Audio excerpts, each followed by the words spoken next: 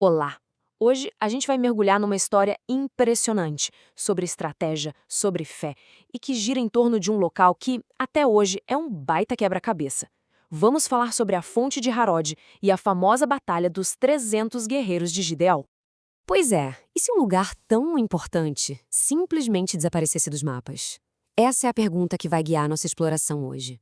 Porque a Fonte de Harod não é só um ponto no mapa antigo, não. É um mistério que deixa historiadores e arqueólogos de cabelo em pé há séculos.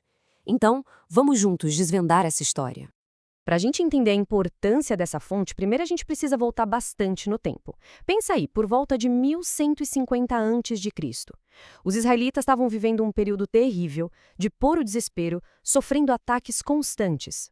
Olha só o cenário. Por anos, os midianitas e seus aliados simplesmente invadiam e saqueavam as terras de Israel. Eles destruíam as colheitas, levavam o gado embora. O povo, cada vez mais pobre e com muito medo, clamou por um socorro. E é em resposta a esse clamor que surge uma figura bem improvável, Gideão. E ele recebe uma tarefa gigantesca, montar um exército para libertar sua nação. E não é que Gideão consegue, ele junta uma força impressionante de voluntários. Só que, bem aqui, a história dá uma virada totalmente inesperada. Em vez de comemorar aquele exército enorme, ele recebe uma ordem divina que parece não fazer sentido nenhum. O exército é grande demais. 32.000 homens, um número enorme, gente das tribos do norte que atendeu ao chamado. Um exército formidável, prontinho para lutar contra os opressores. Mas essa batalha não ia ser nem um pouco convencional. E aqui está o pulo do gato. A lógica por trás de diminuir o exército não era militar, sabe? Era teológica. A vitória precisava ser tão, mas tão improvável que ninguém ali pudesse duvidar que ela veio de uma força maior. A ideia era justamente evitar que o povo batesse no peito e dissesse: nós vencemos sozinhos. Então começa a seleção. O primeiro filtro é anunciado. Gideão, seguindo as instruções, simplesmente diz que todo mundo que estiver com medo da batalha pode pegar suas coisas e ir para casa. Uma peneira baseada puramente na coragem, ou na falta dela. O resultado é chocante. Mais de 2/3 do exército, 22.000 homens, simplesmente vão embora. Sobram só 10.000.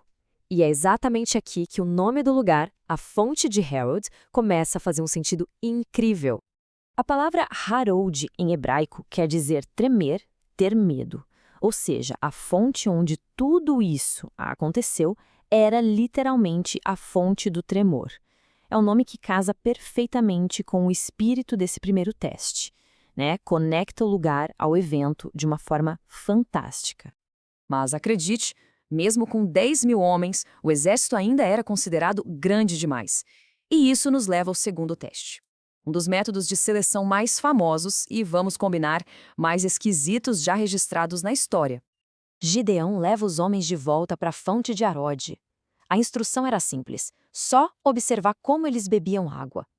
Aqueles que se ajoelhavam colocando o rosto direto na água para beber foram dispensados.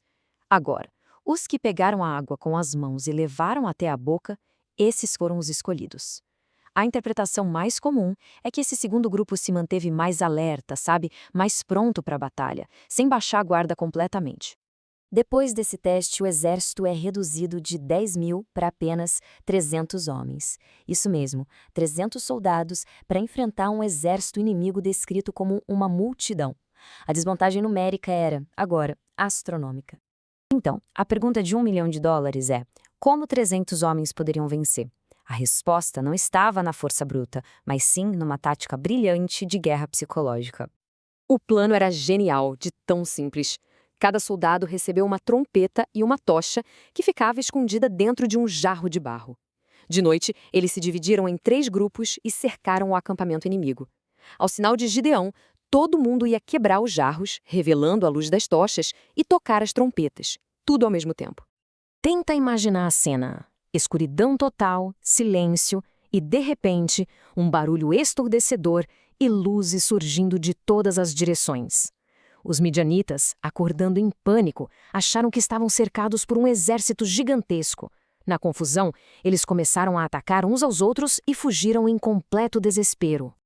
E a vitória foi tão completa, tão decisiva, que trouxe 40 anos de paz para a região. Gideão virou um grande herói, um libertador, e sua história se tornou uma lenda. E tudo isso nos traz de volta à nossa pergunta lá do começo. Um evento tão marcante, um lugar tão central para essa história, onde, afinal de contas, fica a fonte de Harald hoje em dia? A verdade, ninguém sabe ao certo. É impressionante. Ao longo dos séculos, várias teorias foram surgindo. Lá no século XIX, uma fonte chamada Ain Jalut era a candidata mais popular. Depois, outras como Ain el-Jamein foram propostas. E bem mais recentemente, em 2017, surgiu uma teoria completamente nova, sugerindo que a fonte estaria perto da antiga cidade de Siquém. O fato é que não existe um acordo. Depois de milhares de anos, com as mudanças na paisagem, a chegada de outros povos, o nome original provavelmente se perdeu. A localização exata da fonte de Harald talvez seja um segredo que a história decidiu guardar para sempre. Isso nos leva a uma reflexão final, né? Será que o fato de não termos um ponto geográfico exato diminui o impacto da história de Gideão? Ou será que a força de uma narrativa sobre fé, estratégia e coragem vai muito além da necessidade de um lugar físico no mapa? Essa é a pergunta que fica no ar. Obrigado por acompanhar a gente nessa jornada.